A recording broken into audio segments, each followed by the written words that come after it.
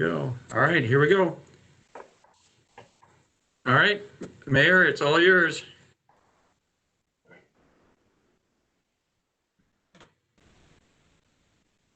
Council chamber. First thing we'll do is say the Pledge of Allegiance. I pledge allegiance to the flag of the United States of America and to the republic for which it stands, one nation, under God, indivisible, with liberty and justice for all. Okay, Christy, whoever wrote, is Christy on? Yes. Bierstead. Here.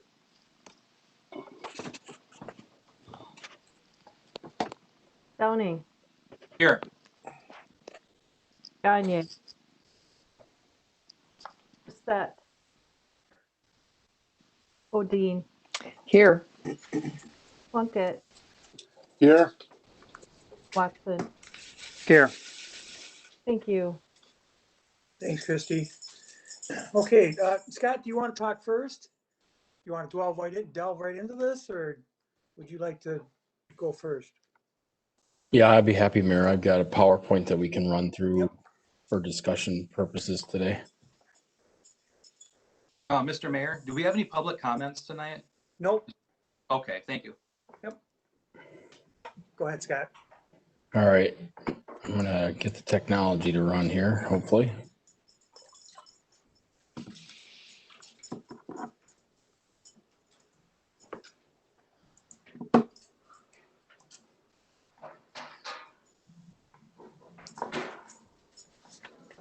All right.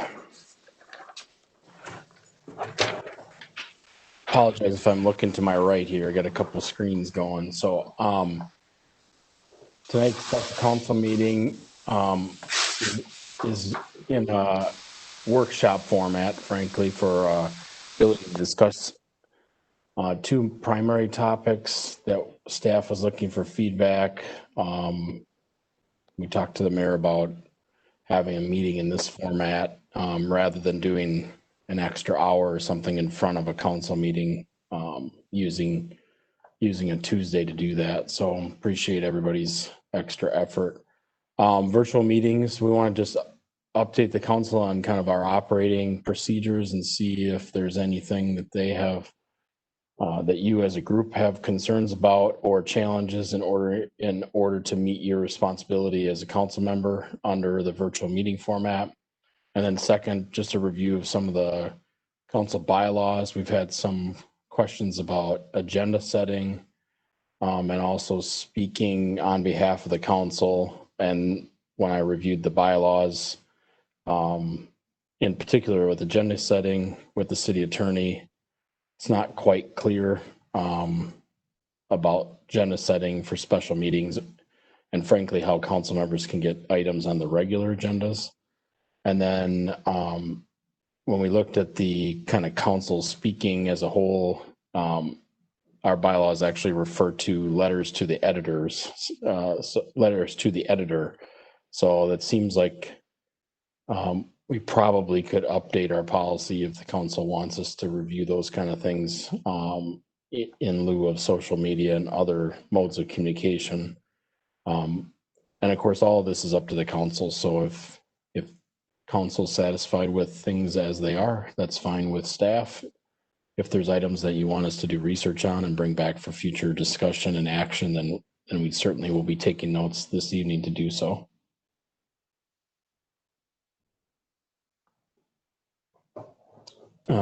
Primary result of the meeting is for staff to have guidance on any next steps the council would like to take related to these two items. Council was provided the bylaws ahead of time, and also you didn't get too many days to review this PowerPoint, but just some PowerPoint slides so that you understood kind of what we had planned to speak of. And there is no action planned by the council, nor ordinance, resolution, or other things planned this evening. So first, I guess we'd like to understand as staff, council satisfaction with current virtual meetings and ideas for improvement. to touch on a few things, and then certainly would be interested in the topic of other concerns. And we honestly are not looking for pats on the back or anything like that. That's not the purpose. The purpose is to kind of understand if there's things that are helpful for the council or that they're concerned about with the public's participation. First of all, I guess we'd like to talk about council technology. It's our understanding that the iPads that are provided by the city are functioning, and that connectivity has been satisfactory. That audio and video, although it's, we've got our challenges being patient when we press our buttons and wait for the mute and unmute. The feedback I've received in one-on-ones is that council's overall pretty satisfied with how things are going. I think there is some workarounds, so to speak, being developed by council members and able to follow along. Some of you are using a second device to kind of have your agenda on. Some of you are printing items. So you have that because the device, the iPad itself, tends to be pretty heavily used for the actual support of the WebEx meeting. Since we went to WebEx, our understanding is people are satisfied with that as a format. Sounds like you're all able to hear and see each other well. And generally speaking, you've been satisfied with the public, you being able to hear the public and the public being able to hear you. And WebEx works pretty well for us to roll onto YouTube and Facebook and other platforms.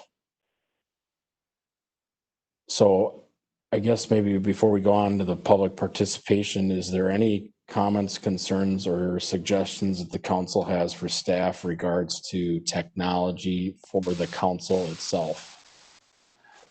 I do have a comment on that.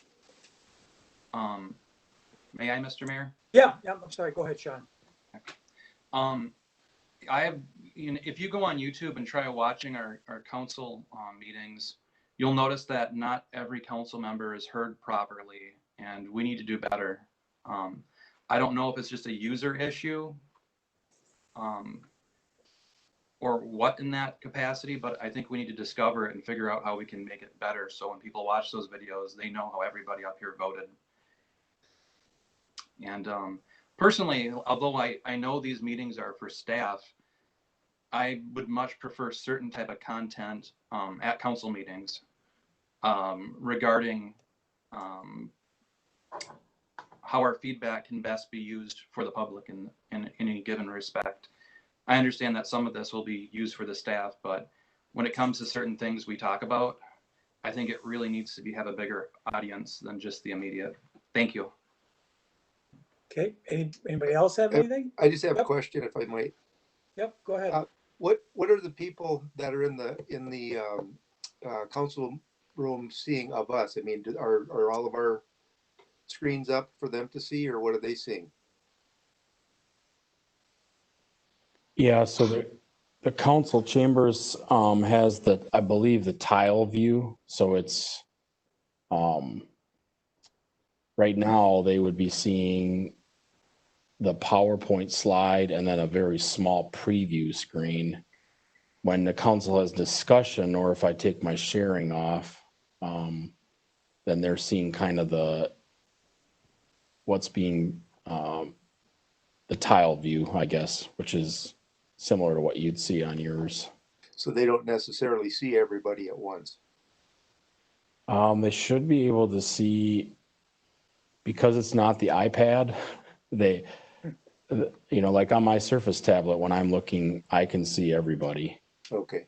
With the exception of like now, I have a presentation slide up. So right now I'm seeing on my screen myself, John's screen as the host, and then Todd, you're speaking, and then I have Mr. Plunkett on my screen. So and then I could toggle over and see additional, but of course in the council chambers, they don't have the ability to operate the laptop. Well, I think to Sean's point, I was curious that to make sure that people could see us too. So it sounds like we look kind of like Hollywood squares. That's my recollection of what it looks like. Yep. Okay. And then I think it rotates who's the upper square and lower square based on who talked last and that kind of thing. It's desirable, so that's the one I would. Do you mind So- if I jump in, Yeah, Scott? go ahead. No, go ahead, John. So the council chambers, like for what the staff can see, they're just a regular member. So you can change the view to the grid view. And so normally that's like you said, Diane, the Hollywood Square. So that's all the different squares and stuff. And so that's what they would see here in the chambers. What gets streamed out to YouTube is a different view. And so for right now, we're watching it. It shows Scott's screen, the current virtual meetings PowerPoint. And then since I'm the speaker, that's what's up in the corner. And so it does a different view than what we see in the council chambers. And it's, you know, kind of the highlighted speaker view with other people possibly on the side. So the streaming view is a little different than what we have here in the council chambers. The council chambers is more of what you see, the grid view. Okay. And just to mention, when we're in this, when the PowerPoint is up, I can only see 4 people. So, or actually me, John, and then 3 council members. So if I don't see your hand raised or anything, you're gonna have to kind of speak up. Sorry. Mr. Mayor, I do have a question or a comment, if I could. Yep. So when we had that was kind of an ETZ it wasn't an ETZ question. It was the question about the wedding venue. We used the polling mechanism on the iPads for voting, and we used it just for that one question. I'm wondering if we can't streamline, to Sean's point about delays and hitting the mute and unmute button and different things. I'm wondering if we can't use that polling for all the voting, and then Christy can, or the clerk, or whoever's gonna tally the vote, can then summarize it after the vote rather than doing a roll call each time. So if it's 4-3, she can say, 4-3 in favor with the 3 people dissenting, or however we want to do it. I mean, most of our votes are pretty simple 7-0 votes, roll minutes and bills and different things like that. So I'm just wondering if we can't is there a reason that polling is not more widely used? Yeah, I guess to answer that, I think it's not more widely used because we just tried it once and we didn't think it was that successful, but we probably didn't give it a college try. What does the rest of the council think about it? I will tell you, it's not necessarily a voting tool like, I don't know how many of you have visited like St. Croix County Board, and I'm not sure what the Pierce County Board uses. I can't remember if they're using that technology or not, but St. Croix County kind of has it built into their meeting platform for their in-person meetings, where they kind of call the vote and then everybody presses their button and locks in the vote, kind of like state assembly and Senate-esque. The polling can be used, but nobody should. It's not necessarily a voting system per se. It's more like in a meeting asking a question type of thing, but we could probably use it if the council prefers that to the roll call.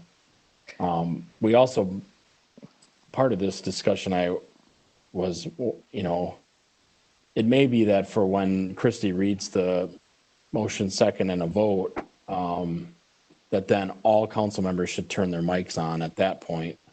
I agree. And then she can read it. You all have to stay quiet while she's reading. Right.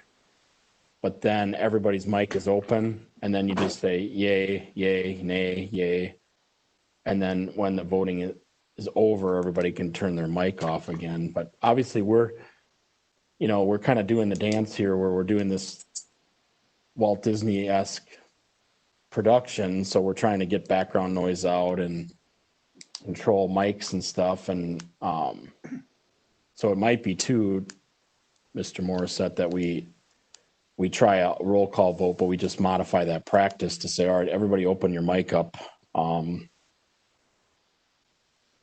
And then go through the vote, and then we can close the mics back up. And not to put more pressure on John, but John, you can do that on your end, can't you? Unmute everybody or mute everybody, or is that a lot of work for you? Oops. So I'm learning how to do it myself, right? I'm sorry, what? I was talking and nothing was happening. It's easier to, let's see, mute and unmute. Yes, I can. But do you have to do each individual, or you have like a master button? Yes, I can mute and unmute all. Okay. Yeah. Mute. And then, But if we went back to the polling, the problem we had with the polling was that it opened up the polling for everybody. So pick on, the masking ordinance or something like that, where we had 50 people, in the meeting, everybody got that poll. Oh, So it Okay. very tuned. I wasn't able to tune it just to the panelists. yep. So I need to look at that a little bit more closely and see about that. The other idea that we had about, doing yay or nay, you could do yay or nay on a piece of paper. So then you get the visual that way. Yeah. But I'll look at Mr. Mayor? polling. Yeah. Yes, Dan. Well, to Mr. Morissette's point, if I think it would be simplest if each of us we were asked to unmute ourselves and then everyone did the vote so we could hear everybody. Mhm. But then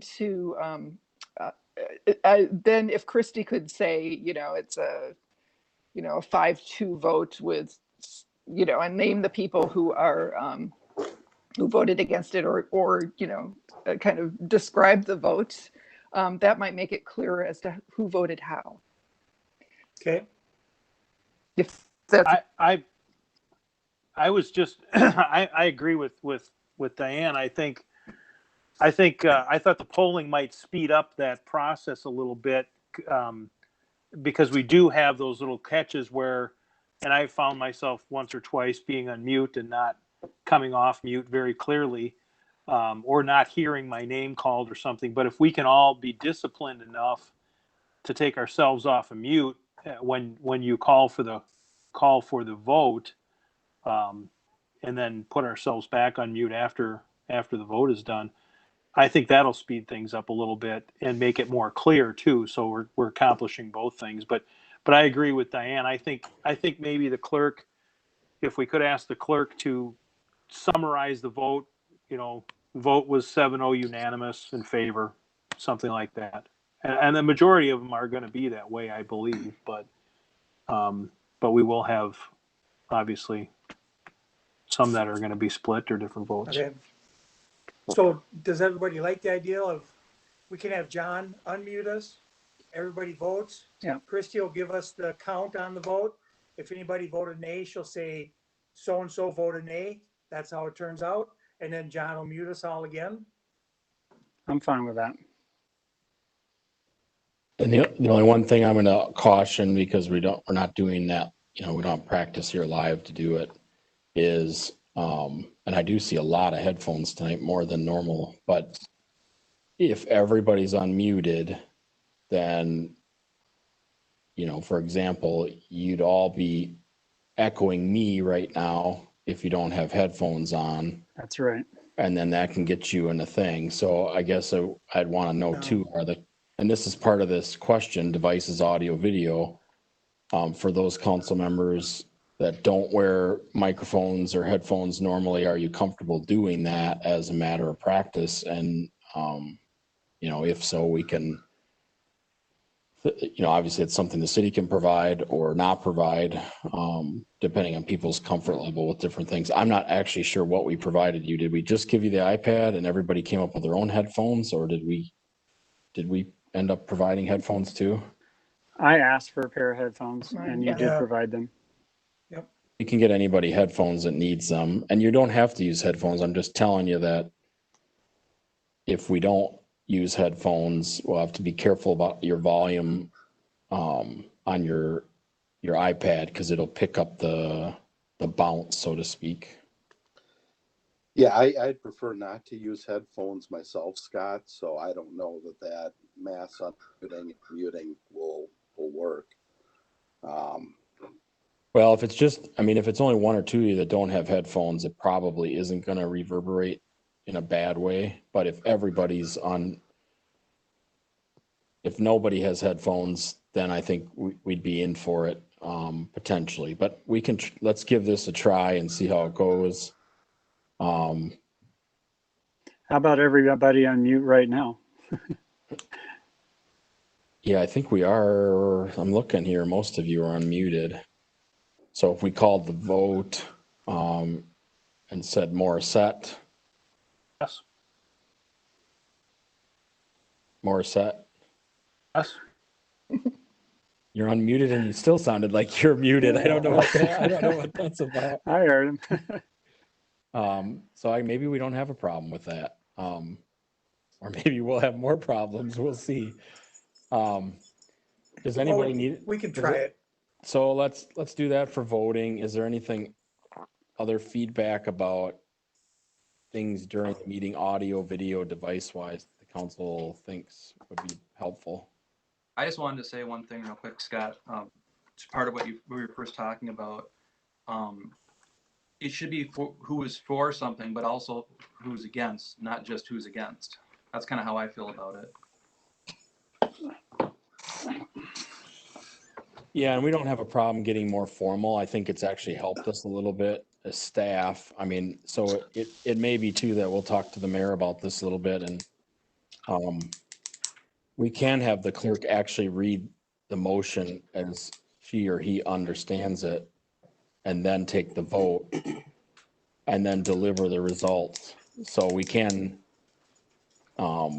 they can deliver the votes and say, you know, Morissette, Plunkett, Odine, Watson in favor, Downing, Bierstead, Gagne opposed, 5-3. The motion passes. And so we're just, you know, we've obviously in council chambers, we're reasonably formal, but on the voting, you can kind of all look each other in the eyes and see who said what and know, you know, there's no funny business or so to speak. So we can get a little more formalized there. I understand your point, Mr. Downing. Okay, is there any council members advocating for a second device to be provided by the, would that be helpful, not that helpful?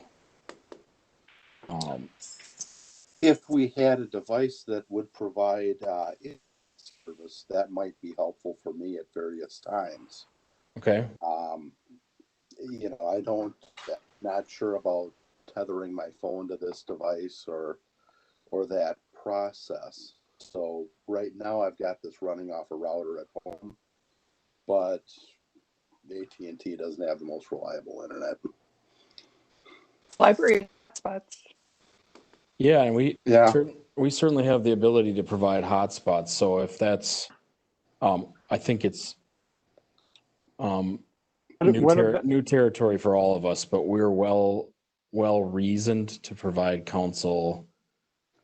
I don't know how we decide the policy for that. I suppose that's something actually can be drafted up if the council's interested, and we could provide some kind of, I don't know, do you guys still get your technology stipend of $14.95 a month or something rolled into your pay? I don't even know if you know that was part of it at one point, but. No idea. You know, to Mr. Plunkett's point, I think we have space in City Hall. There certainly is the council prep room that could be used. Or other conference rooms upstairs, you know, that have really good internet, obviously within the building, that you could bring a device in and participate in the meeting, not necessarily have to be at home where if you've got spotty Wi-Fi or whatever. So, you know, 98% of the time this works good, but what if it goes out in a meeting? Yeah, no, I've had the same thing happen to me once, and I have been able to attend a meeting I installed the client on my phone, and I was able to forward the invitation to from the the WebEx app, from the App Store on my phone, and then I just forwarded the invitation to my personal email account and was able to click the join button that way, and it fired up the WebEx software on my phone, and it did work just fine, through. So that's I may an just go option. with that. That's I would just try it ahead of time. That's one where you want to be there. It's like 30 minutes ahead of time, because yeah. it gets a little dicey when I emailed John or Scott, like, what's the code, or something like that, because I didn't have access to all the email. Well, and that, Councilmember Plunkett, that brings up, I would add that to our other concerns if council wants to talk about that, but it may be that we should talk about the etiquette to what the council expects of the chair of the meeting regarding people losing connection. So if somebody loses connection, should the policy be, wait 5 minutes, or is the policy tough luck? I mean, that would be something that we can talk about later on here if the council wants to, because I hadn't really thought about that. If you're in the middle of the biggest vote of the year and 2 of the council members drop off the line, what's the agreement that the council's going to have with the mayor about how that goes? Are we okay to shift to public participation? Yep. So the only public participation I had to talk about in particular for the council is we had instituted, again, after discussing a little bit with the mayor, he doesn't get a lot of heads up on some of this stuff as we're trying to work through the implementation, but we did chat with him a little bit about the 4 p.m., what we call the 4 p.m. rule. So we're trying to find a way to ensure that people who want to participate either in a public comment, which, as most of you know, is not required by law. So we don't have to have a public comment. But certainly on the public hearings, we do need to require reasonable access. As staff, we thought 4 o'clock on the day of the meeting was adequate for us to have 2 hours before the meeting to make whatever accommodation, make sure people have codes and passwords and whatever they need to get in. We do want to understand if the council is comfortable with that, because that does potentially lead to a scenario which I can't imagine is that often, that somebody at 6:25 or 6:15 p.m. on the night of a meeting discovers for the first time that something they're interested in is on the council agenda and they want to speak, but they weren't registered, so to speak, by 4 p.m. And so we weren't aware of them, and we're not sure, we're not asking or verifying. We don't have a list that says, well, John and Amy, make sure that Jane Smith is recognized by the mayor for their turn. So now Jane Smith could run down to City Hall and appear in person. I suppose we could also have a 4 o'clock rule for that. But that's, our intent was we wanted to kind of understand what people want, who wanted to talk, how and what format, so that we could ensure that they're able to do that. Go ahead. Thank you. I would just, a couple of thoughts on that. My first thought is that when people get up to speak, or when people are acknowledged to speak in whatever way we do it, that they are acknowledged and they say their piece, and then for the most part, it would be nice if they were finished, rather than coming back again and again and again. That's a personal preference as a council member. But because it does tend to, I don't want to say get out of hand, but it just kind of creates a little bit of chaos when, people are running up to the mic, to make yet one more point. It did occur to me that, maybe as far as the online part of this goes, maybe this is where the poll could help us. So if there's a public comment period, maybe before, just before the meeting or as the meeting is starting, the mayor makes an announcement that we're going to open a poll, and if anybody has any public comment, please reply to the poll. And then John would have a list of names of people who are online who could be recognized for public comment, and then we could just go down the list. Maybe that would be a way to do it. Is that possible, John? Number one, for you to know who responded to the poll, and then second, is it possible to bring them into the meeting as a speaker, in turn that way? While he's formulating an answer, the thing I do want to mention to you is we've been fortunate that we're not getting any so-called Zoom bombing to our meetings, but what you suggested, Hal, might be technically and practically something that works. But if once you turn that mic on, so to speak, for somebody that raised their hand in cyberspace, then they're on, they get their 30 seconds of fame or infamy, whatever it might be. So that's, John, do you know about the technical aspect of that though? If somebody's an attendee but not a panelist, can they say they want to talk, and then Yes. you can bring them in, but we would take the risk of, we don't really know who they are. Right. Right. And sometimes if they call in, you don't get the last four digits. So you get 715-821 and then, the X's. So yeah, there is that potential for that sort of Zoom bombing.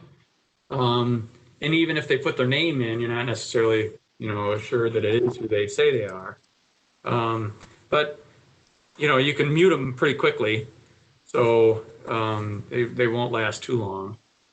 The polling questions, yeah, we could look at that a little bit more. I've only done it once to see, if that's the way we can slide things in like that, where you open it up to everybody and take a look at it.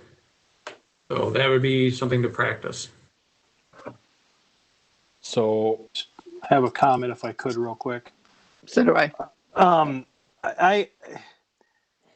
In practical application, we should try to mirror, I'm going to use the word normal times, which I'm not sure is correct anymore, but prior to COVID practices with regard to public comment. I believe public comment is vital to listening to the citizens. I believe, and I think everybody does. I'm not saying anything that I don't think everybody else would disagree with, but I think we ought to make sure that we have every opportunity for people to speak. And if we miss the 4:00 deadline, I'm a little concerned that that's a little too rigid to allow time for people to, as you said, Scott, some people, I remember being at a council meeting, this was years ago, somebody was watching it on TV, saw that it was on the agenda, and came running down to the council chambers to address us.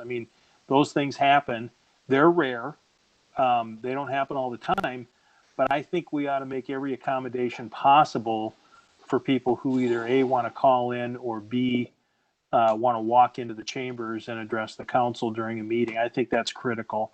Now, the practical application of that, as Hal's pointed out, is maybe a good option. Hal's method might be a good option. And the problem is this is the vision that one council member has, and now it's staff's problem to implement, which I recognize. So there's got to be some feedback from staff as to the practicality of this as well.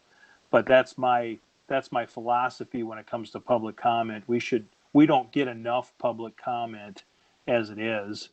I don't feel, but that would be my approach. Diane, go ahead. You had your hand up first. I did. A couple things. The idea of calling it a poll, as our votes, they're not popularity contests. You don't win just because you've got more people who say one thing or another. But also, I was going to say, I think that what we've got works as far as it goes. I think it's appropriate to have an early deadline if someone wants to get wrapped into the technology to appear remotely. And otherwise, if they want to come down to council chambers, like Mr. Morissette said, that's normal. I think that's totally appropriate for anybody to be able to walk in and make a comment.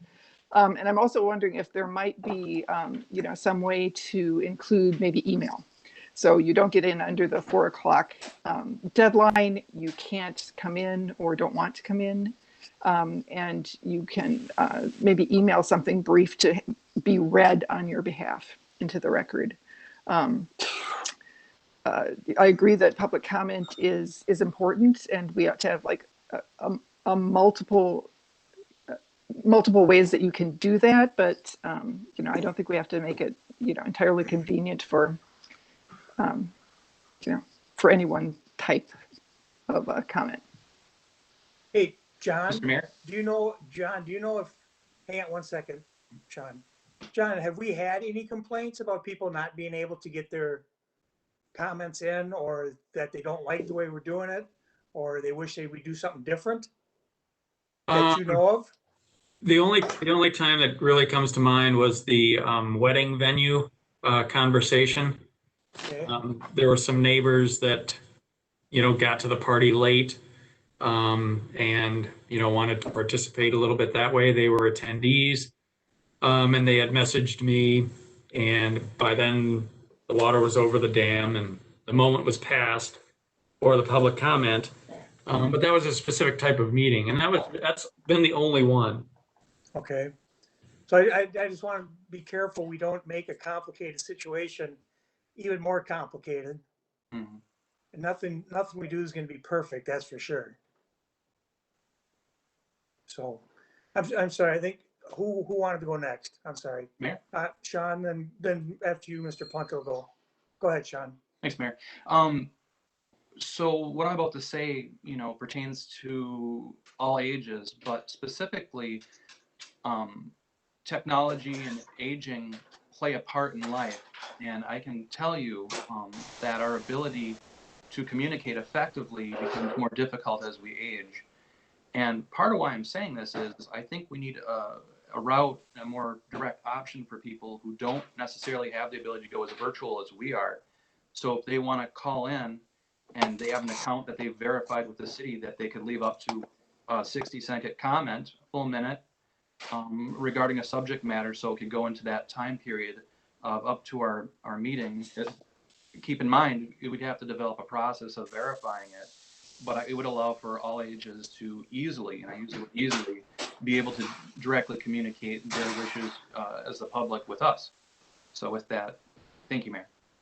Yep, go ahead, Mr. Plunkett. And mine relates, I'm not sure, are we on subset 2 here now, the public portion? Yeah, that's my understanding. Yeah. Looking at closed captioning availability for the meetings, and then on the ability of members of the public that may have other needs on how we're going to do that. And this is, I don't know. I heard a bit from Scott on this. Maybe he knows more, or there's been an official request. Yeah, I haven't received, or our office has not received, the city clerk hasn't received a formal request for accommodation.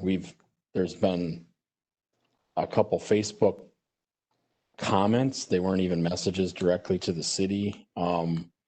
about closed captioning, primarily related to the mayor's videos, weekly videos. And then I've heard from a couple council members an interest in doing closed captioning for the live council meeting. So we are looking into that. We think that that's an option for us. We don't think that the kind of canned or robotic captioning services are very helpful for the live meeting.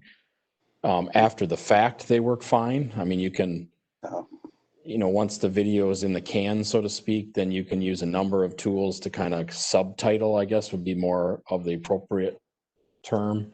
But closed captioning, actually implies that there's a skilled person kind of captioning on the fly. And so we happen to have Northwest Court reporters in River Falls that are very skilled at that. So we're talking to them about, can we run a test and see how it goes? I mean, can you just take the WebEx meeting and caption it? And their initial answer was, sure, that's, they can do that. And it wasn't actually too bad for price. It's just so much per hour to do that. And so that may be a good option for us. Again, I don't think at this point we have any obligation to do that. We haven't had a request, but that doesn't mean we have to wait for an accommodation request to do it. Nor are we. I mean, staff isn't waiting to get a formal request. But any kind of accommodation under ADA or that, we would need, you have to make some reasonable notice to the city that you need that accommodation so that they have a reasonable time to make it. So you wouldn't necessarily be able to show up to a city council meeting at 6:30 and say, I need a sign language interpreter. I need a hearing amplifier. I need, these are the things I need. I need a Braille agenda. Those kind of things cities can do on their own without a request. But typically to comply with the federal law, and you would do that by request. So if a person in your community wants that or needs that in order to participate, then they would make the request, and then you would do your level best to accommodate it. So the 4 p.m. rule is kind of based in that tradition, which is meaning you let us know that you want to participate, and it's going to take us some time as staff to get ready for that participation. I think I've heard the voicemail call-in option. Certainly we have the mayor and council email right now, so anybody can make a comment about anything, anytime, if they use email. And then, this voicemail option is another one that probably wouldn't be that difficult to set up a shared voicemail box if that's something the council was interested in. The reading of comments is something I'd also just caution council to think about carefully, because I'm not saying we want to put barriers in the way of people having their say, but it's pretty easy to send you a comment, or a derogatory comment or some other comment, with the expectation that, well, they have the process and they're going to read it automatically. So we'd have to put in place some level of rules around, you can't send an email and expect that we're going to read it if it's talking about the character of some city staff person or elected official in a derogatory, racist or some third party, for example. Yeah, so I think I just want to be careful. I do not want to pretend I'm an expert at all in this area, but knowing from colleagues, you do want some level of threshold, frankly, and I know that's difficult to say out loud, but you want some threshold for participation, that people need to do a reasonable effort to, if they want to participate, they should at least give it a second thought and be prepared somewhat, because the council meeting at the end of the day is a business meeting or a work to get the business of the city done. Certainly public comments is important to advise you on that business, but they've advised you already that they want you to act in their best stead. And that's the basis of our kind of aldermanic and at-large system here. And they certainly have lots of opportunity to contact you outside the council meeting. And some of this showing up at a council meeting and talking is certainly at least in my understanding, from the New England town hall tradition, town meeting tradition that was carried over here. And so, now we have email and we have voicemail and we have chat and we have Facebook messaging and there's lots of ways that public comment can be made. I'm hearing, I don't know. Mr. Mayor. I think Hal wanted to say Go ahead. something. I just want to add that, I don't support reading emails during the meeting, during public comment, and I would not support the playing of phone messages or something like that. I think if people want to comment, they got to show up at the meeting and make a comment. If they show up virtually, that's fine.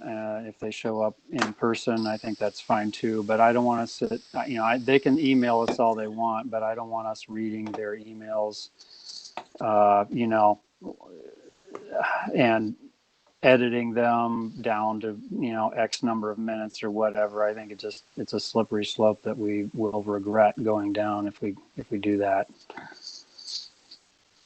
Thank you. Sorry, Mr. Dan, go ahead. Yep. Actually, I think that perhaps what we've got now is workable, at least for the short term. People can participate remotely by telling staff by 4 p.m. so we can do the technology. They can show up and talk as they have always been able to do, and they've got our emails if they want to communicate outside of the meeting itself. They are free to let us know what they think, either by email or by calling us. Okay, thank you. Anybody else have anything on this? Okay, Scott, you want to move on to? Yeah, so without pulling the PowerPoint back up, the next thing was council chamber versus training room use. I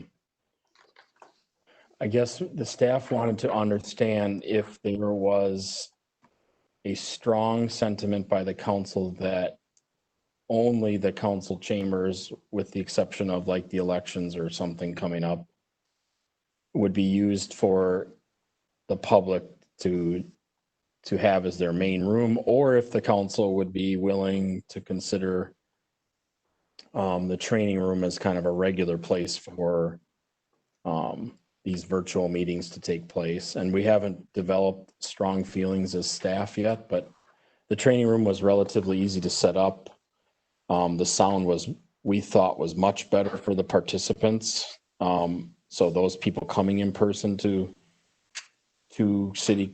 City Hall were able to hear much better in the training room because the sound system is built in a little bit better.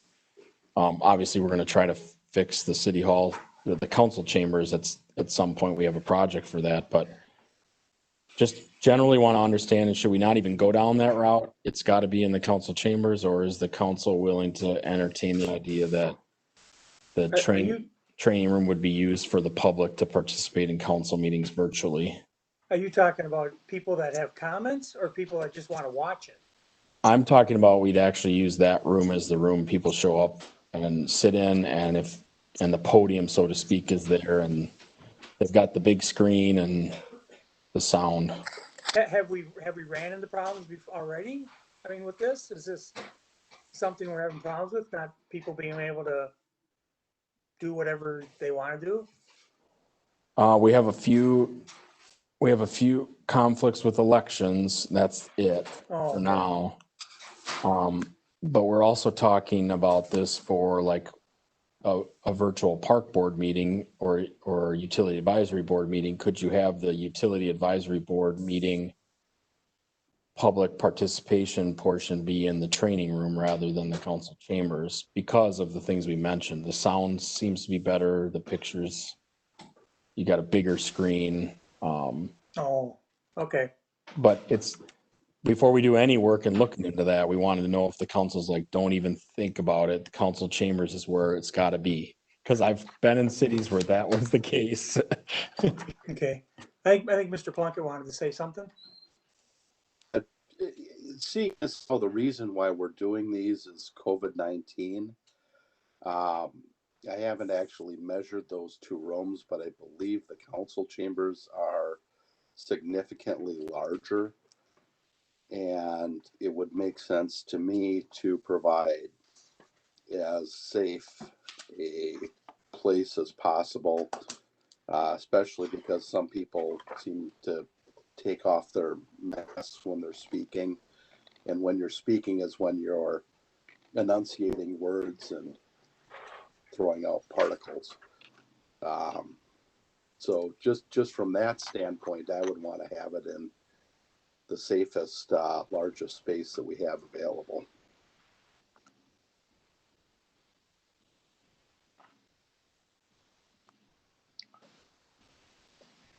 Looks like the mayor is frozen. We're gonna have to initiate our 5 minute rule, I guess, for the mayor.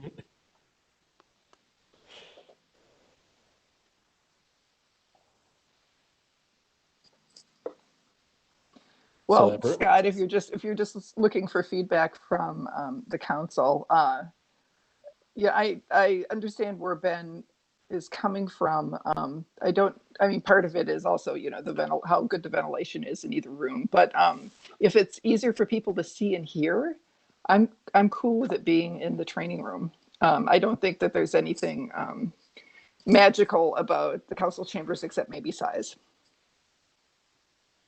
I agree with Diane. I don't think that there's a, if you're looking for, is there some mystique or some, old school sentiment about having it in the council chambers? I don't think you're going to find that. yeah, that's all I'm looking for because I don't even know if it's technically better. I mean, we've got the video room right there next to council chambers. We've got things as staff. If we looked at it, we'd have to decide if it actually was better for the public and for us trying to run the meeting. But that's what I'm just wondering from the council. Is there simpson or formality or things that you think we need to maintain the council chambers? Mr. Simpson, does the crushing COVID plan the city's adopted, does the training room meet that plan? Does it specifically meet the expectations of that plan that we adopted as a city?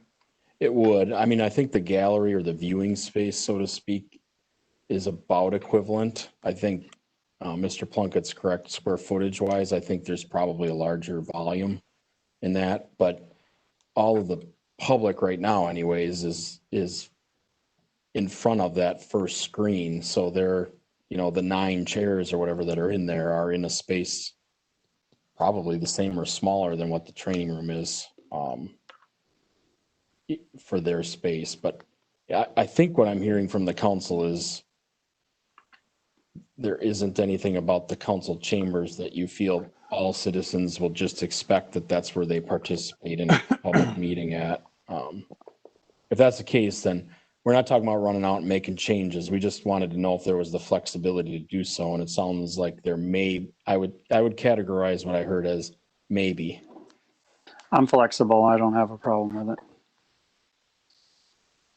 And as I said, I've worked in other places where there is no flexibility. Like the council's been there since 1927, and that's where the meeting's going to be.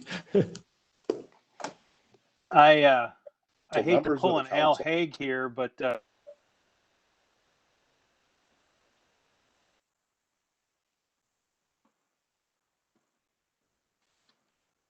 Uh-oh. Dear, was that an Al Haig if he just disappeared? We're losing them fast here. I don't, They're maybe, dropping like flies. maybe we got a River Falls internet problem going on that I don't know about. Well, that was the question that Dan asked, if, Sorry about that. back. But Al Haig is gone. I see the mayor is back. Yep, and I'm back. Mr. Sorry about Mr. that. Morissette was speaking and we lost him. Uh-oh. So, we're at 7:25 and I think I heard, that council technology is working pretty well. Internet may be a question or an alternative place at City Hall for internet access or using the client on people's phone. There is some interest to try to clarify the voting process, either with a technology tool or some different way to read and collect votes and keeping the volume on.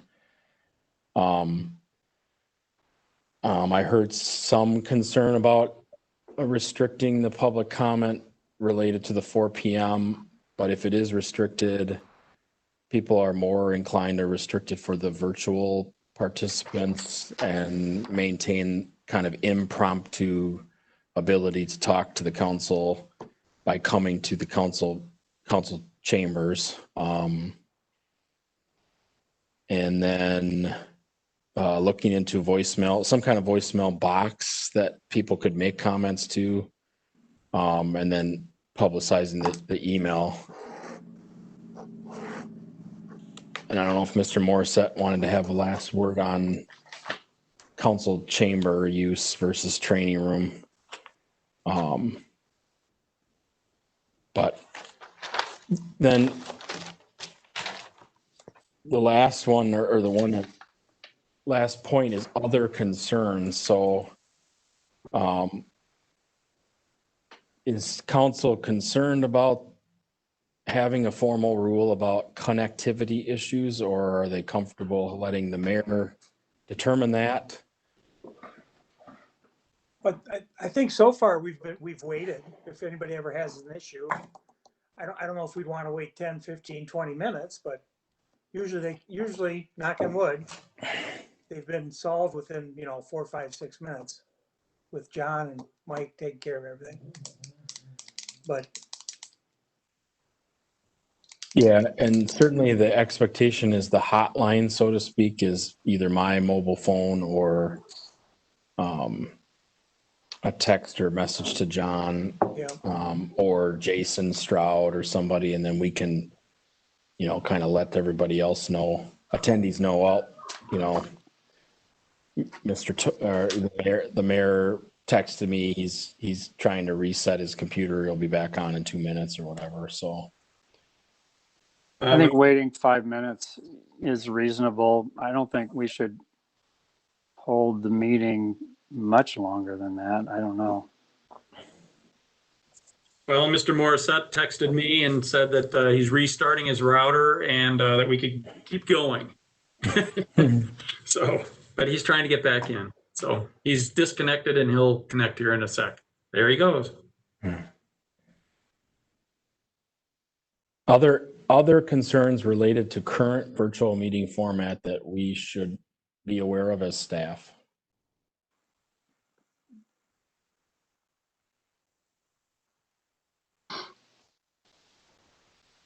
Okay, well, so I'm going to share my screen again, Mayor, if that's okay with you, and then Yep, we can please.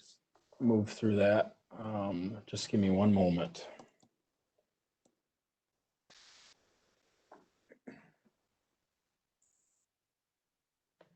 And then I, again, apologize if I look like I'm craning my neck or not looking at you, but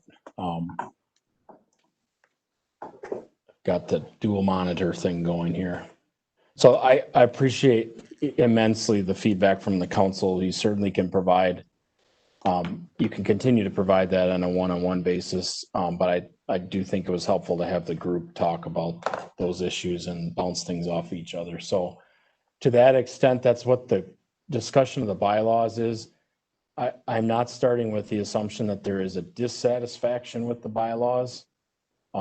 I am starting with the assumption that bylaws might mean something different now in this virtual world than they have in the past. And so just wanted to make sure council was aware of what's on the books and then give staff any direction as far as if they want us to review anything in advance of next year's organizational meeting, which is the normal time to kind of review bylaw stuff, but certainly the council can review these whenever they want to.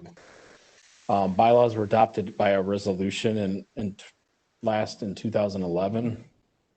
And it comes up at the organizational meeting, but that's usually, when I say comes up, it's not a formal readoption or anything necessarily. It's here's what you've agreed to in 2011. If you want to make changes, let us know. And we do have the Roberts Rule of Order, generally speaking, but bylaws are intended to clarify, or in some cases, just summarize or restate things that are already in ordinances or policies. So there's the OOG, which is the Office of Open Government for Wisconsin Department of Justice. They've got some two specific things if council is interested in talking more about that.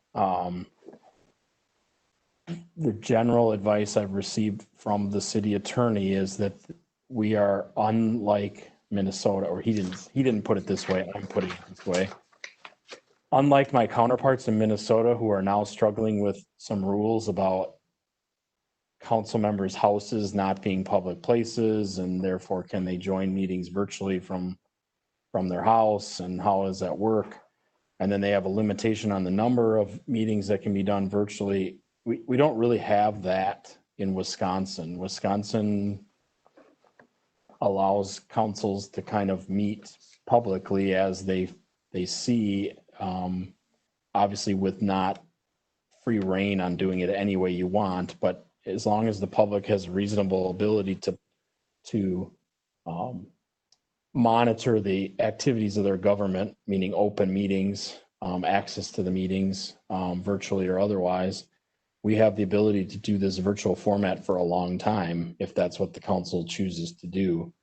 Currently, that is what our Crushing COVID plan indicates. So in the phase 2 that we're in, virtual meetings, or all virtual meetings, are meaning all the council members and the mayor are remote and not in person, or a combination, is the preferred. And then there's some provision for us to meet in person with limited numbers of people, and then we start to impact the public's ability to participate in person. So right now we're making the choice to limit to less than 10 in person, which means we're giving all those spots or all those tickets to coming to the city hall to the public. And so by everybody virtually attending as a council member, that you're leaving all those tickets on the table. Some places are starting to bring 1, 2, 3, 4 people in, or rotating council members. And then of course they are taking up our tickets, so to speak, for in-person participation. So that's where we're planning to stay as staff until we're directed otherwise. I haven't heard from the council a desire to move, and I just want you to know that there is some legal basis to being able to do that. If you want to review further, there's 2 opinions in particular that are most interesting to that.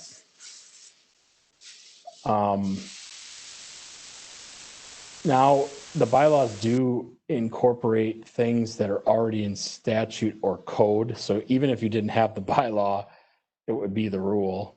One of them is regular meetings are convened at 6:30, second and fourth Tuesdays of the month. Though that can be suspended under the emergency order, and like we did, but otherwise it's those 2 meetings must occur at 6:30. And then agenda is one that's frustrated many individual city council members over my 11 years here. because there's a mix of or agenda construction, but essentially the city administrator is in charge of coordinating and preparing and publishing the agenda. The mayor has some specific powers outlined in statutes, so it doesn't matter what your bylaws say. He or she has the power to set agenda items as the chief executive officer. And I'm not referring to those here, but essentially then what it allows you, what it basically does is say that the city administrator or the mayor has control of the agenda, but it's not speaking strongly about any individual council member's ability, nor frankly even the council as a whole's ability to put things on the agenda. And so that's caused some frustration over my time here. Theoretically, the administrator just put whatever a council member asks for on the agenda. But we've technically, or typically, not technically, talked about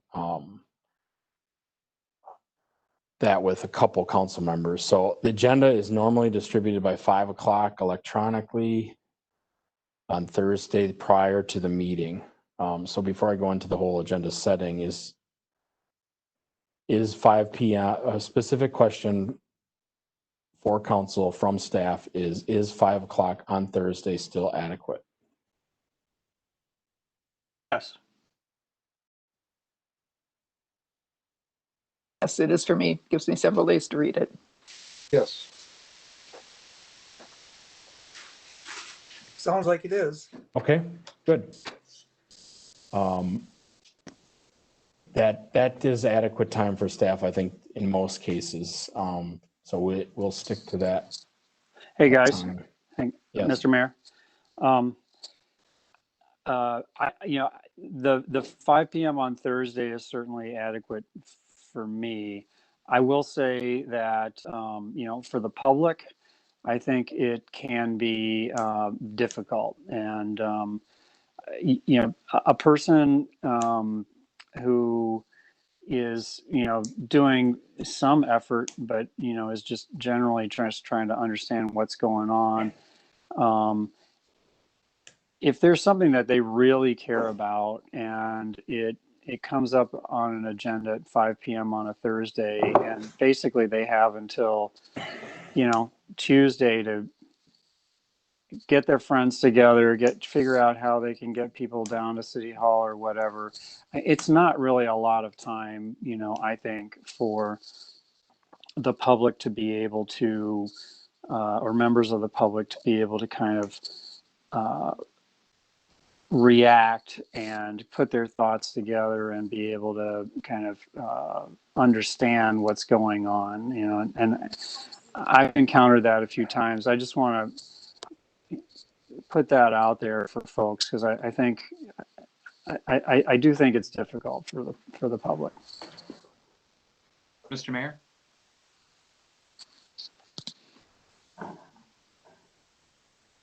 Mr. Mayor? Yep, can you hear me? Go ahead, Sean. What Councilmember Watson says makes a lot of sense. And for me as a council member, I know there's times where I would have preferred to get the minutes a little bit a day or two sooner. And I know it's not always realistic, but even a day would actually improve that process like Watson talked about, as well as potentially allow us to respond to how could we communicate it better as far as what goes into the minutes on that side of it. So thank you. And Scott, the agenda's in the paper on Wednesday too, right? I believe so. So the agenda is out ahead of the agenda packet. What we're talking about is the agenda packet. I think Okay. it's fair to say, though, that sometimes, I think statistically speaking, it's not that frequent, but the agenda in the paper is not obviously always everything that's going to be in the packet. There's items added between the time we have to send the agenda to the paper, which is, I think, the Thursday or Friday before that, and then what comes out in the packet. So there is some real policy questions for you to think about, which I think I'd like to think about a little bit more too. Because the question that Mr. Watson and Mr. Downing might be raising, though, is probably more process oriented about how things get decided.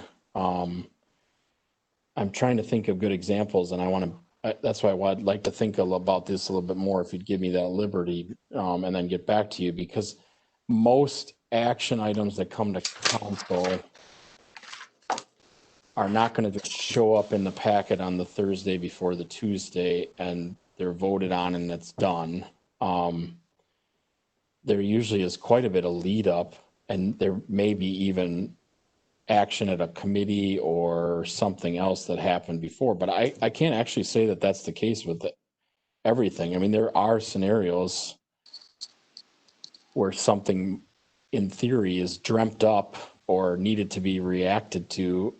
It's added to the agenda on Thursday and goes out with a memo on Thursday night and is acted on the following Tuesday. So I take the point. I think it's valid. It may not actually be the packet time, though, that's the issue. It may be deciding if some actions of the council should require a certain amount of pre-notification or discussion before they happen, you know. Hal had his hand up. I think this is an area where maybe the administrator's report has helped. And I asked our development director, Amy, to start including a development director's administrator's report in the plan commission meetings, because and outline what is coming up in the next 2 meetings, so that we can give people some heads up on kind of like what are the issues that are coming up, and if they want to contact us or something like that to find out more and that type of thing. So, I'm not saying hard and fast rule, but I'm just, I think the more lead time we can give the citizens, because it's really tough, to pay that close of an attention to, not many citizens are reading the packet every, Thursday or even the weekend, right before the meeting. So I think things sneak up on folks, and then we end up hearing later how disappointed they are in some decision that they didn't have they didn't feel like they had a chance, to respond to in the right time. So yeah, think that over, and there may be other solutions out there, but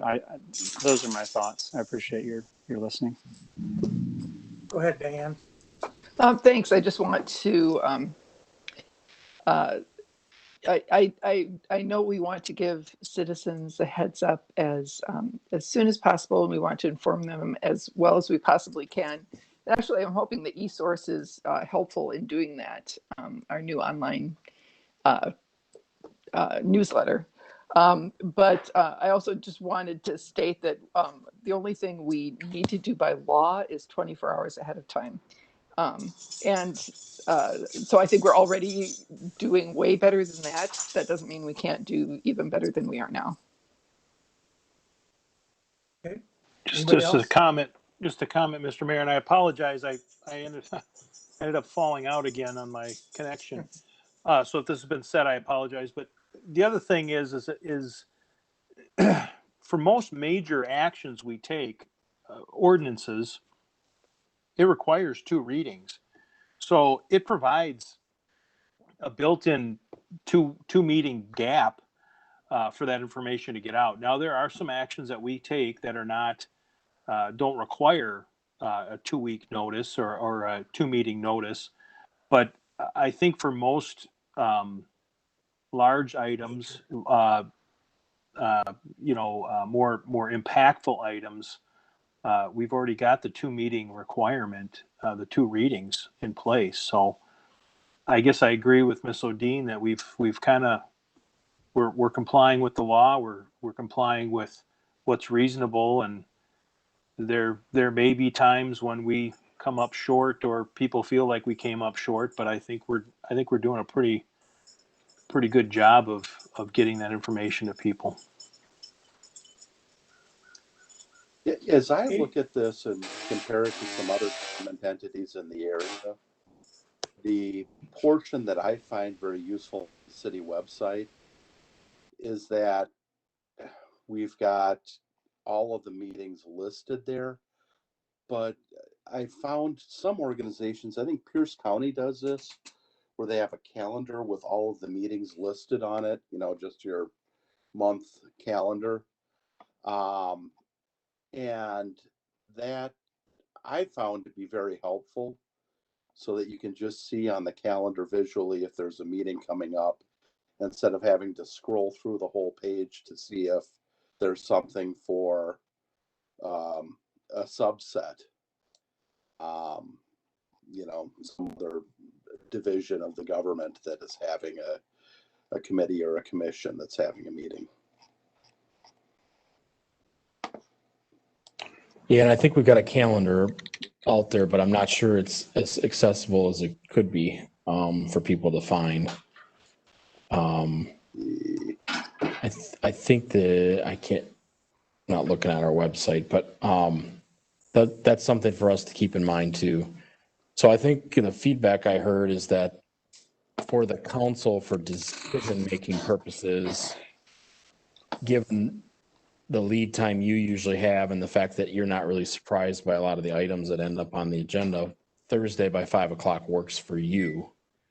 But we may want to talk more about taking an inventory, so to speak, of the types of actions that are on the council agenda and the notice that the public would have, and which of those items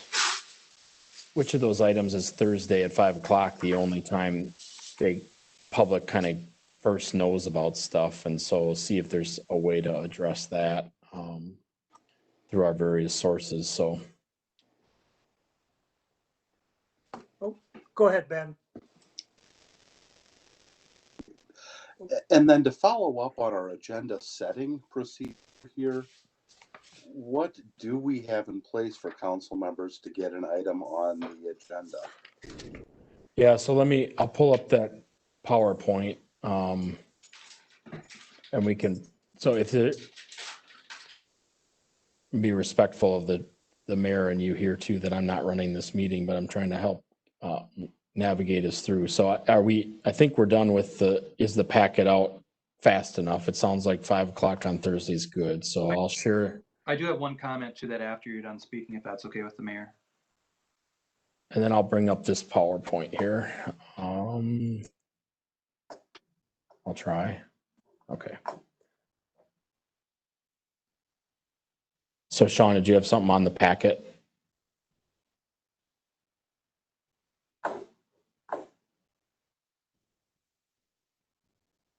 Yeah.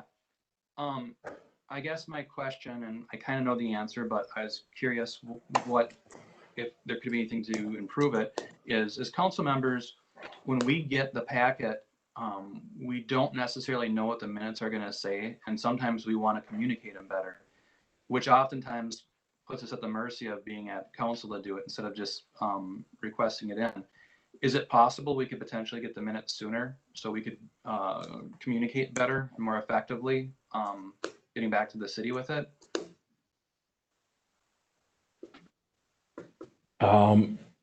It is possible. I think I want to be careful about giving the council any idea that they have individual editing authority on the minutes.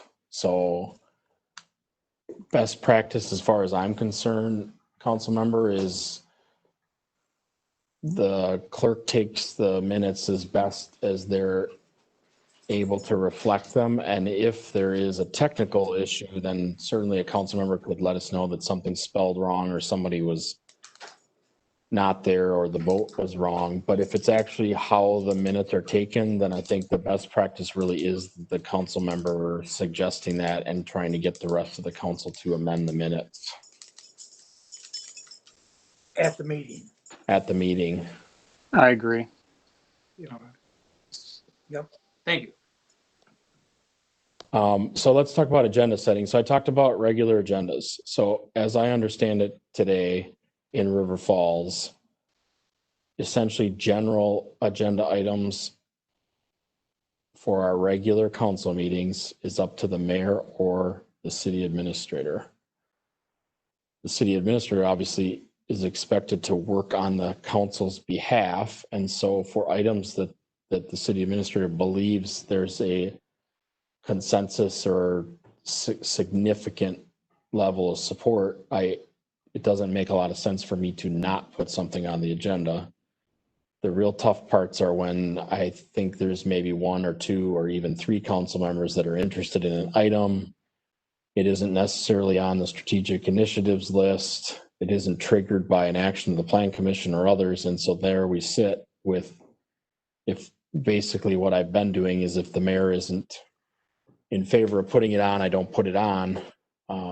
And so what that's done, I think, is created a de facto system where then because of not being able to have a clear path for general agenda items, the council is interested in using the special meeting agenda setting, which is in the bylaws or in the chapter, the bylaws and the ordinance that says they have to file a written, two alderpersons file a written request. And the key,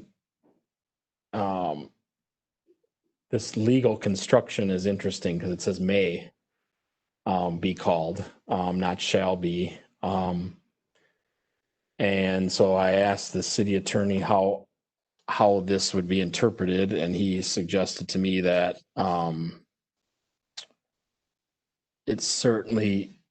this would certainly leave you to believe the mayor could call a special meeting whenever he or she feels it's appropriate. And then the city administrator can call it if they have something in writing from two alderpersons. However, there isn't anything compelling. My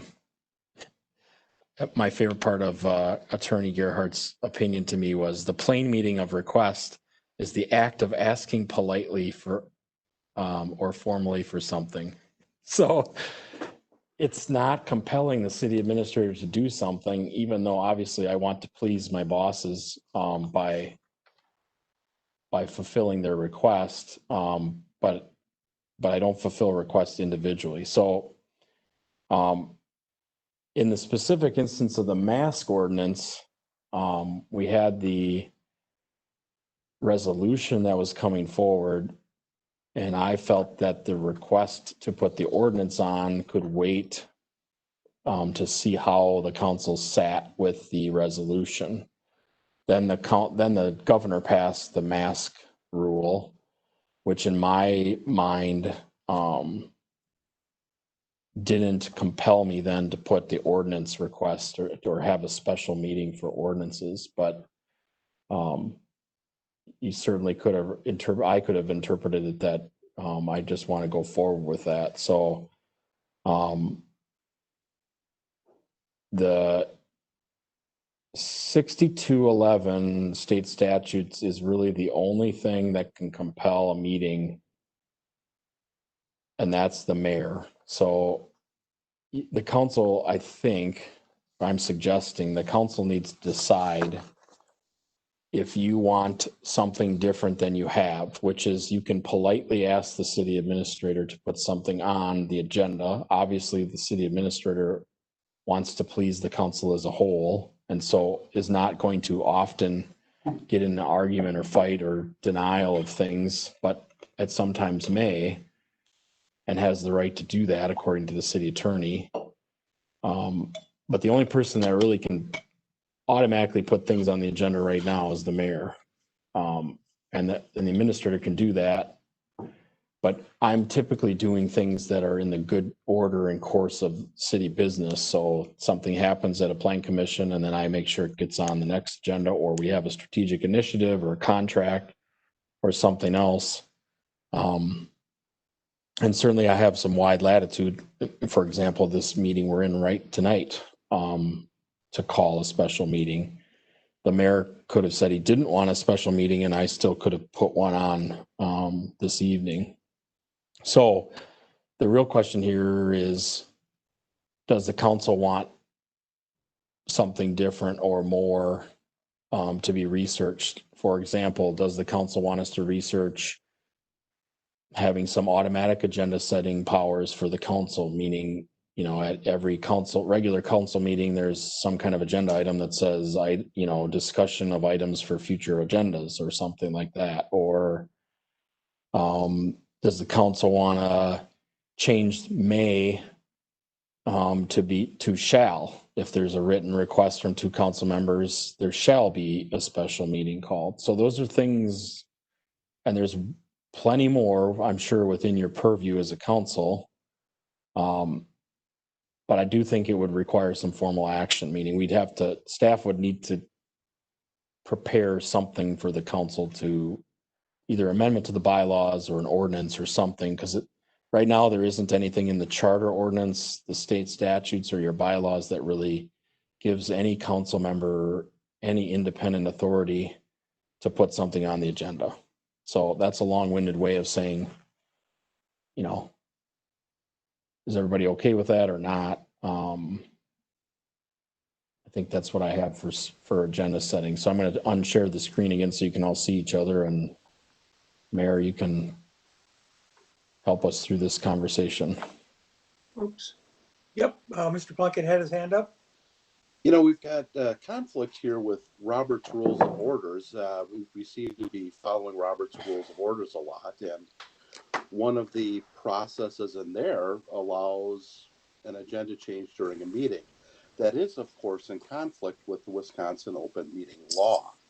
And since we are using Robert's Rules of Orders as our general guidelines, to then remove that ability of a council or members of the council to bring up an item for discussion through other means is very limiting on the duties of those elected officials. So I would be interested in a procedure, either of the two that you mentioned, Scott.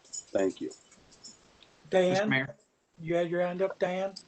I did. Robert's rules is just, it's a reference tool. It's like a dictionary.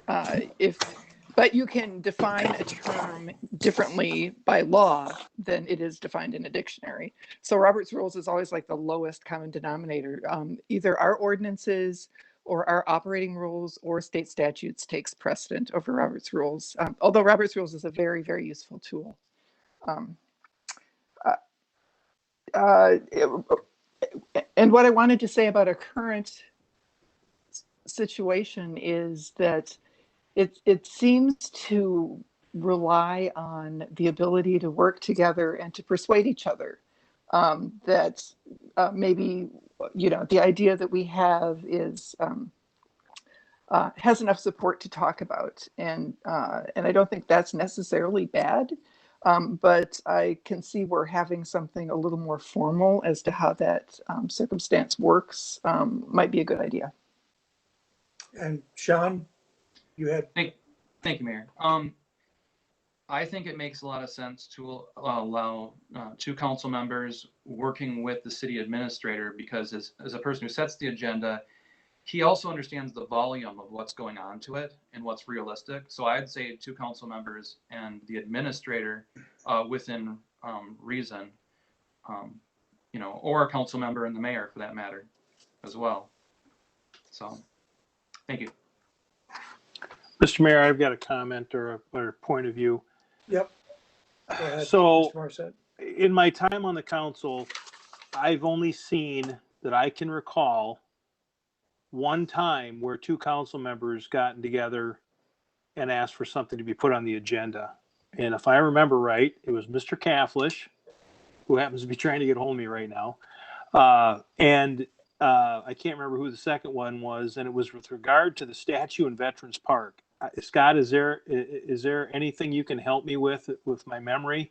I believe that is the only time we've had 2 council members put something on the agenda.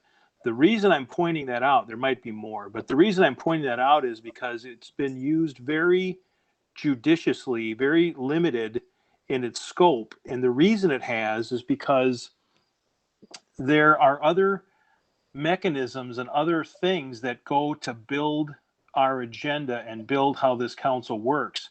There's the CIP budget. There's the administrator's work plan. There's the budget.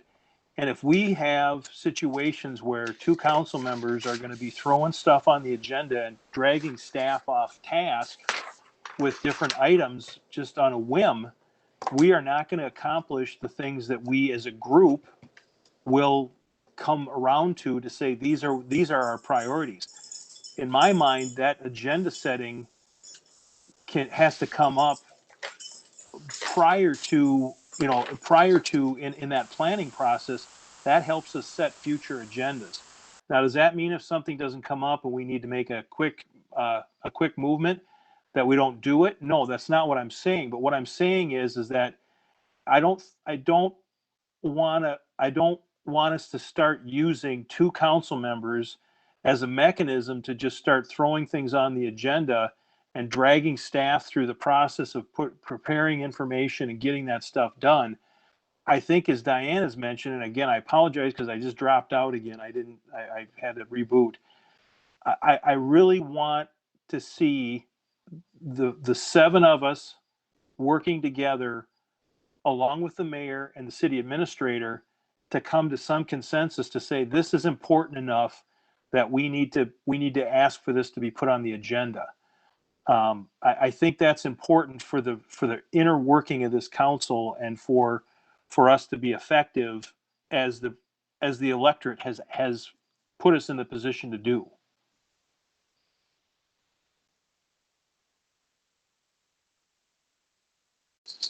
Mr. Mayor, You're muted, Oh, Mr. Mayor. sorry, still there? we got you. Oh, go ahead, Hal. Yeah, I think this is a hard question.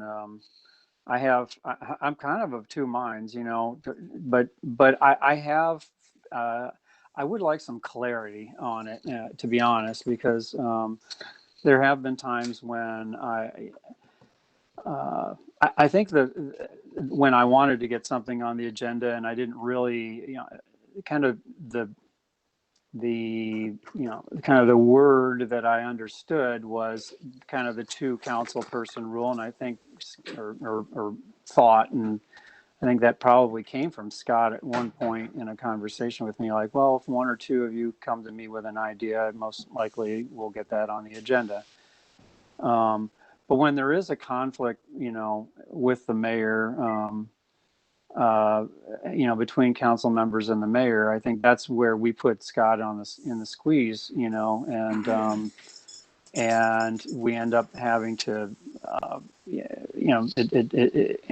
and the mayor prevails essentially in the current system. As a council person, I don't necessarily like that. On the other hand, I agree with Mr. Morissette that I don't want stuff being tossed on the agenda every other meeting, without it having without being part of a bigger plan. So, conceivably, maybe I would like some more research on this, I guess is what I'm saying, and bottom line. But, I don't dislike the idea that Mr. Simpson said, where, maybe once a month we have an agenda item for agenda ideas or something, or we bring up agenda ideas and we vote on them, or something like that. I really don't know, but I see the benefit of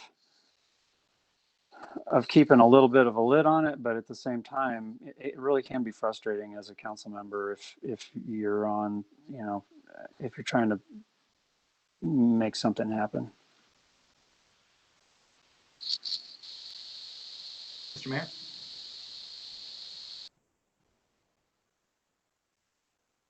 Go ahead, Sean. Sorry.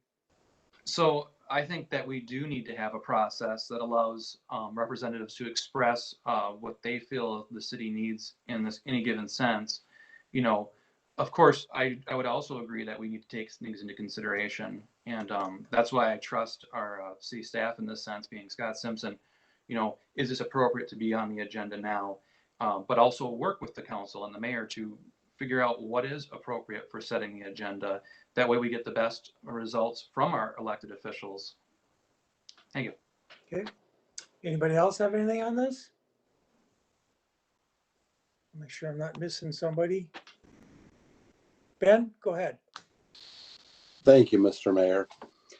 I see an awful lot of conflict of interest going on here, particularly as it regards to some actions that the council may or may not take in the future, where we have people that are members of a business organization that have gone before that business organization and said that they will take action to oppose any action members of this council, and then have followed through with that by having removed from the agenda that were in opposition to their position before that business committee. I find this very problematic, Mr. Mayor. I think that the members of the council were elected by the members of the public, that we have a right to discuss business matters that are affecting our community, and that by using the process that has been used to remove items from the agenda, it calls into question some very clear and present ethical considerations regarding what is being done in this city. I'm very troubled by this, Mr. Mayor. Thank you. Anybody else have anything? Mr. Mayor. Yep, go ahead, Al. So, with this special meeting rule, is that basically the outlet, for something like this? It's that kind of seems like the release valve, at least as far as I can tell right now. I think it was intended in a way to be that, but I think the way it's constructed, it really isn't. I mean, again, it's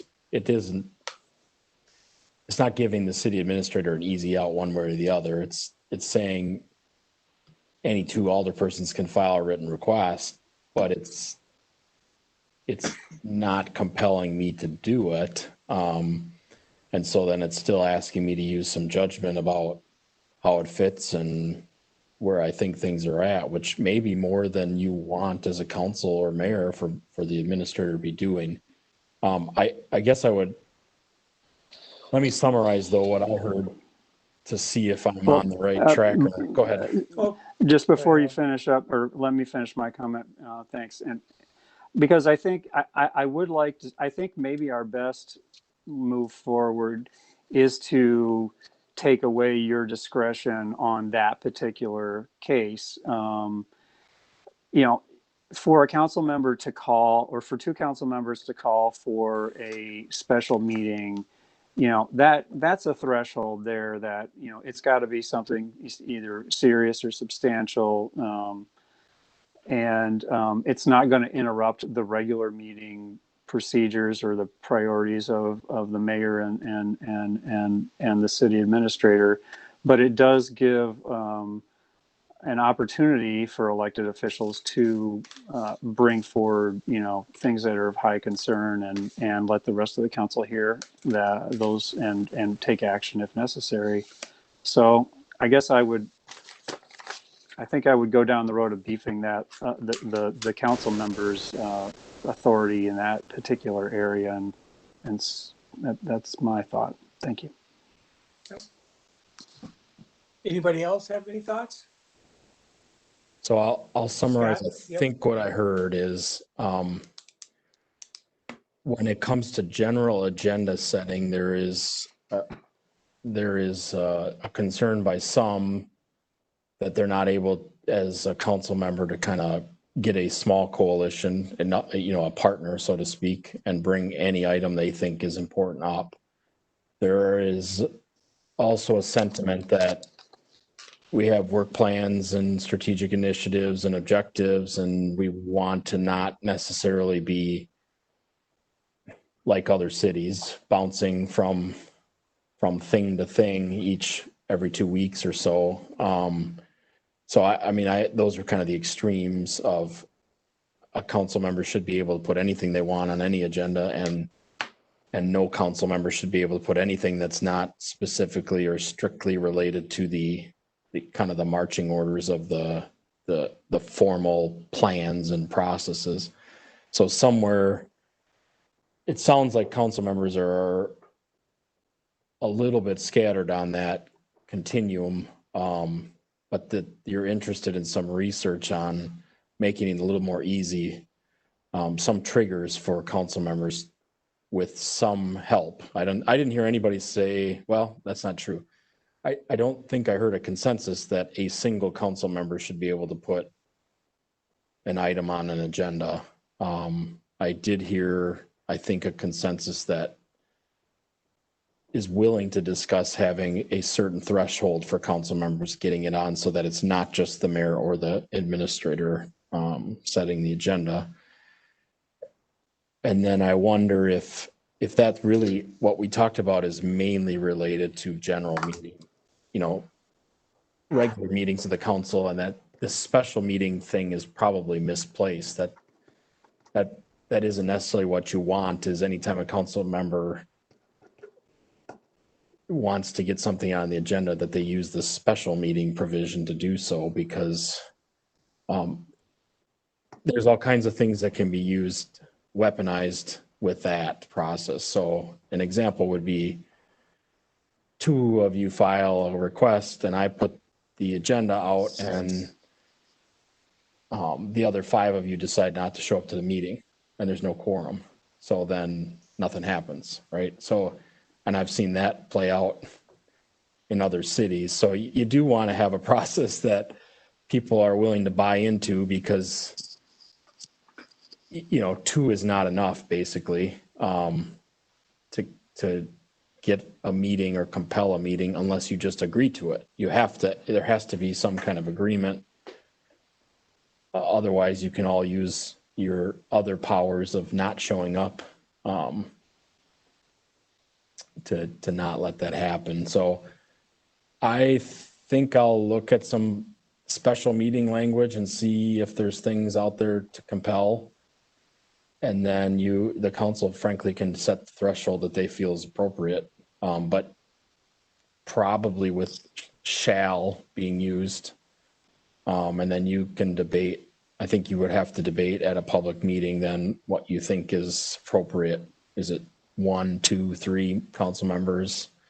And what format do they have to make their requests? And how much notice do they have to give the administrator? And then the other thing about this, the way it's currently written, is it says I technically have not denied anybody's request for a special meeting at this point. I just haven't scheduled it yet.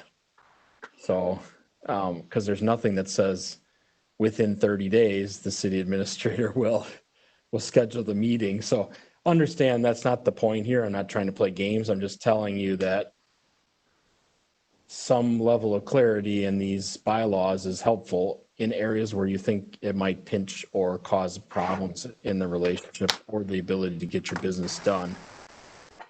So I think I heard the council is interested in changes being researched, but I definitely didn't hear any consensus on or willingness to say or commit that there would be any changes necessarily. So in the meantime, though, we'll also look at ways that council members can put things on the regular agenda and how that might be done. And I heard some ideas about once a month, and I heard ideas about other ways that would not necessarily have the gatekeeper role for the administrator or the mayor. But keeping in mind that the mayor's position in Wisconsin is intended to have some independent authority and some extraordinary powers, so to speak. But then the administrators is supposed to work on all of your behalf. So that's what I try to do. Diane, you had your hand raised? I did. Yeah, I just wanted to say that I would be in favor of having a pretty high threshold for council members calling a special meeting, but a lower threshold for getting something on the agenda. I'm not interested in, well, I like you all very much, but I'm not interested in a lot of special meetings. Yeah. Okay, anybody else have anything on this? Okay, Scott, if you want to move on to whatever next. All right, let me see what I've got here. So next on the discussion slides is public communications by council. Current bylaws have this idea that statements by council members on behalf of the city mayor or council are discouraged. So it doesn't prohibit you from doing that. It's telling you that that's not a good idea as a practice. And you're agreeing, I think you're all agreeing by the bylaws that it's not a good idea. And then the only specific language in there is about letters to the editor, meaning council members are discouraged from submitting letters to the editor. This actually has been in the years I've been here in River Falls, this has come up quite a bit. I've had a number of council members come to me and say, I can't believe what such and such is saying about some issue, and you know, we've got to put it, I'm going to write a letter to the editor. And I have kind of talked most of them off from doing that because of this policy or others. But now we have Facebook and Instagram and other formats where essentially you can write a letter to the editor, so to speak. And we don't really have, it's pretty much the Wild West as far as council communication goes, with the exception that, again, council members are reminded that you should not be speaking on behalf of the city. There's also language in our ethics code that talks about remembering that people don't necessarily need to see you with a badge on in your official capacity with a city polo shirt on to associate you as speaking on behalf of the city. And so you need to be careful about, careful, maybe not the right word. You should be thoughtful about the fact that even though you believe you may have Clark Kented into your, personal persona, you're still the, Superman council person that people associate all powers and duties and responsibilities with that person or that character. And in other words, you don't get the option to really, the way I've understood it in the past and the way the council has talked about it in the past is once you accept that position as a elected council person, you don't get to be just average Joe. And they've had some specific examples where that's been discouraged formally.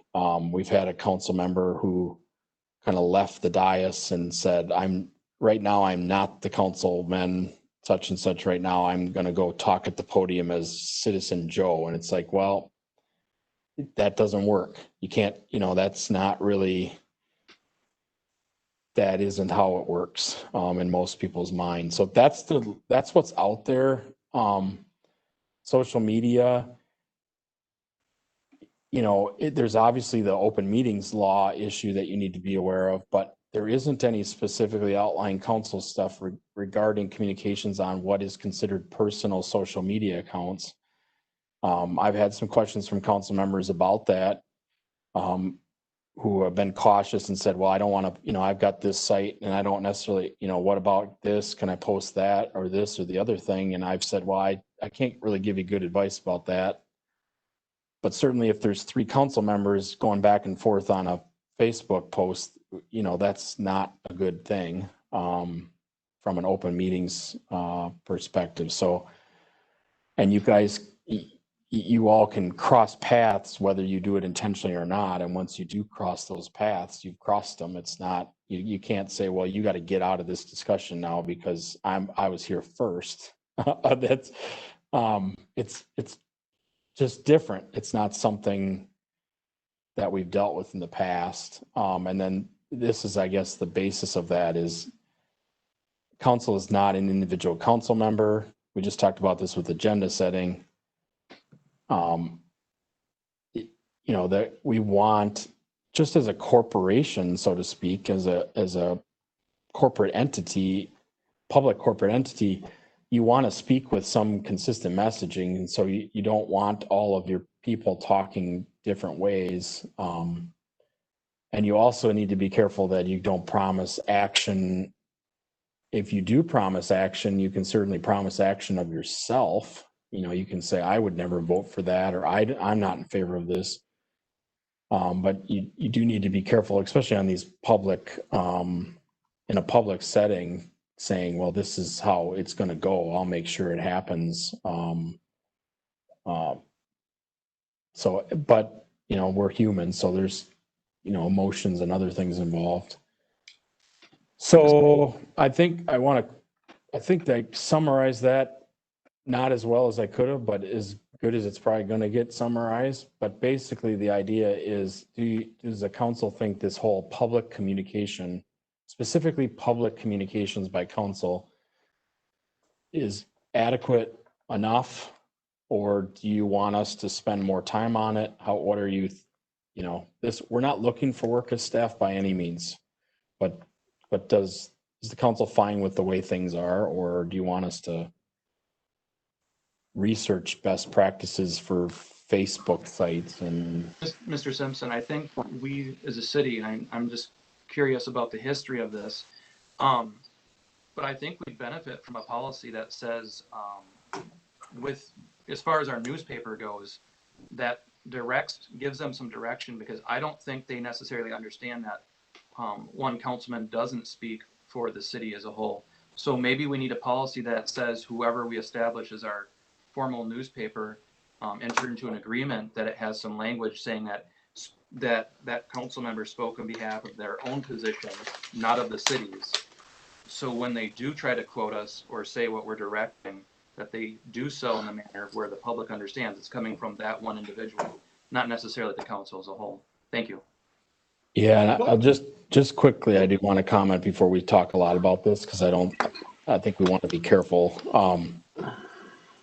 The reason the council would have policies about this is because we may not direct the press on how they cover us. So in other words, that's protected speech for them. We would need to get our act together as a council. So they can basically, Councilmember Downing, report it however they see it.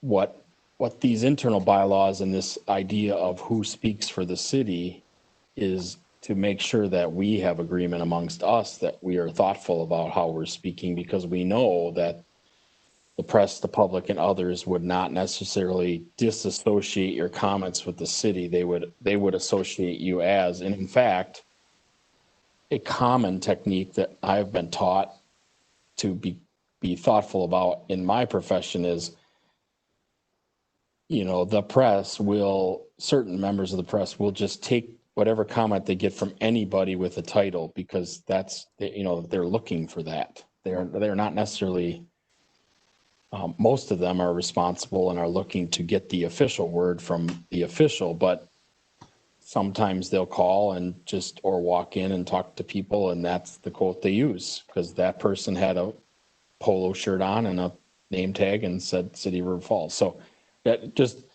I'm not suggesting your comments are invalid. What I'm suggesting is we are here to talk about our conduct and how we behave, so to speak. We can't really influence how it's perceived. It's perceived how it's perceived, and that's why you have policies like this. If you catch my meaning. I do get your meaning, but question for you, Scott. I'm not suggesting we edit what any council member says in the paper. What I'm suggesting is that when we record minutes or submit things, that we actually show and display the rules of how we agree on our ethics, that no one of us speaks for the council as a whole. It's just something that we put in there just to remind people, like, this is how we operate. Understood. Thank you. Go ahead, Diane. You had your hand up. Yeah, I think that that's our responsibility. It's not the press's responsibility to monitor what we press with. I do not speak for the council as a whole, but that's our job. Um, it's not that of the press. I agree with Mr. Simpson. Their job is to report, what they see, what they hear, and and I think it's our job to be clear on, what our ethics are when speaking. I know, I'm, how do I want to say it? I think the council has done a really good job so far of realizing that when any kind of media person comes up to them, they know that the council members know that we have a communication director. We have a city administrator that this is who we're supposed to direct all questions to. So I think I think all you guys and, us, and we've all done a good job of that. We just have to remember that moving forward, that's what they're for, is to answer those questions. So anyways. Mr. Mayor, I gotta. Yep, Mr. Morissette. I think the days of, they're still happening, but I think the transition of the paper to a more regional paper has made them a little less impactful when it comes to letters to the editor. I think the policy or the amendment or the research that I'd like to see is something more along the lines of individual social media accounts and how we should be acting on those social media accounts and what we should be doing there. It's interesting. The letters to the editor are they're just not as impactful as they have been. Anytime, and it's not been that often, but anytime I'm approached by a member of the media, you have to assume immediately that you are on the record. And be thoughtful about what you say. And I agree with Miss Odine. I mean, if they don't understand that you're one person, then shame on them for for being in that business, because that's just the way it is. They should understand that. Yep, Mr. Plunkett. Some of us use social media accounts to discuss issues. Others of us use things like business meetings or organizations that they are a member of. I would no more presume to walk into a Chamber of Commerce meeting and tell people there what they can or cannot discuss, or a business meeting with Mr. Morissette and tell him what he can or cannot discuss with the people there, then I think other members should have a presumption of telling me or other members of this council what they can or cannot discuss. I see this as an attempt to exert power over members because they do not like the content of what is being discussed. Frankly, the feeling is mutual, Mr. Mayor. I do not like the content of what is being discussed. However, I respect the right of that discussion. Thank you. Well, Mr. Plunkett, I don't think anybody's trying to tell anybody what they can and cannot say. I think this is more reminding people that what they do say as council members carries very big weight in this town or any town. So we just have to be cognizant of how we say it and the way we say it. I definitely would never tell anybody what, you can't talk about this, you can't talk about that. It's just, we're trying to remind you guys and everybody, and me included, that we represent the city, and people, no matter what we say, people assume what you're saying is what the city stance is. So I don't think anybody's picking on anybody here, Ben. Well, Mr. Mayor, I frankly feel like he's insinuating that I've done something wrong, and I frankly don't appreciate it. Well, So, yeah, but you're better than that. So let's move on. Who's next? Okay, so I do want to, I didn't really make that distinction in the PowerPoint slides, but we got this kind of odd thing, or not odd, it's just, you've got the city council, which is the members of the council, but it also includes the mayor, but the mayor obviously is separately elected, and I didn't get into any of that in my really initial research on this. You know, again, the mayor is an interesting position and has extraordinary powers in Wisconsin. So they do whatever bylaws you're coming up with for council speaking on as the whole, I think is primarily related to the 7 members, not the 8 of you. But I didn't make that hard distinction in my PowerPoint, but I do want to recognize that there is a distinction with that. Essentially, the mayor can go out as the mayor individually and talk about how he is going to lead or do things without the endorsement or some policy being passed, although he does need to be cautious about that and certainly has a corporate impact on us too. So I'm gonna, let's see, let me look at my next slides to see how valuable they are. Ethics. Well, I think those are that's reasonably valuable. Let's pull it up.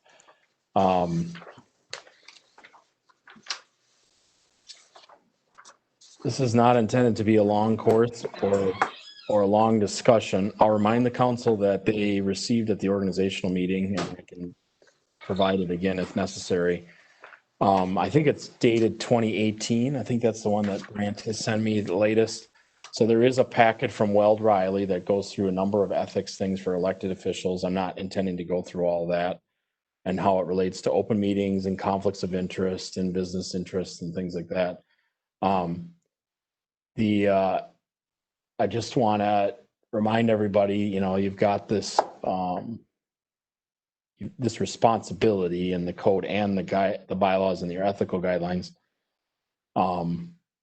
You've established some operation of how you want to treat each other and the services and the staff that are putting those out. It's definitely not as detailed as other cities I've seen. I saw the one from Eau Claire, and you know, it's like 9 pages or something like that. And so there's, you know, it talks specifically about interactions with staff and interactions with the media and interactions with committee members and we don't have that. So I don't hear or anticipate that council is looking to do that, but certainly we can research those kind of things. Ours are more general, and those are contained in that 228. And then there's some mention of them in reference in the council bylaws under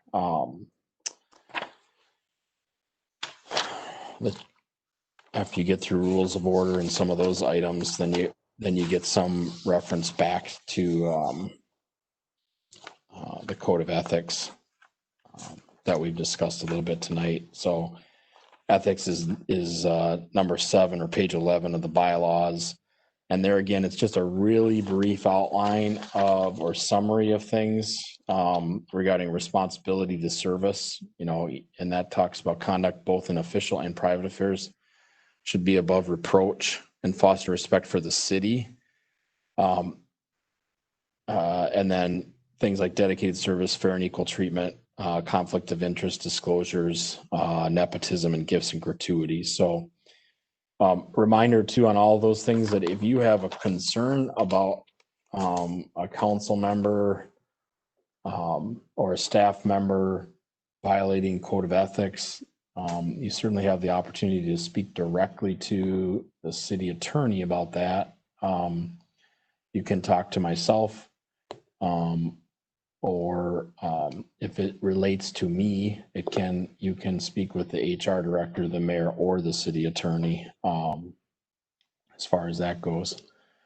So I didn't anticipate that there's any specific research that you're looking for in the code of ethics, but I just wanted to make sure that since that's the last item in the bylaws, that if there is any discussion on that I had given you the opportunity to tell me there's something you want to research specifically regarding ethics for the council that would be included in the bylaws or any changes to municipal code.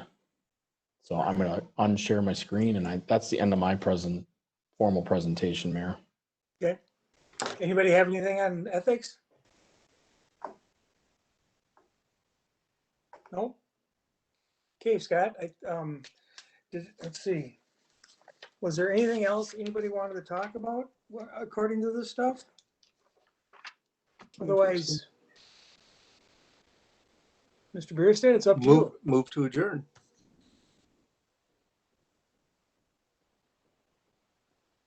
Second. Okay, Christie, we got a first and a second to adjourn. Looks like we're almost all unmuted. Let's start with Mr. Plunkett. Aye. Odine, Aye. Watson. I think we lost him.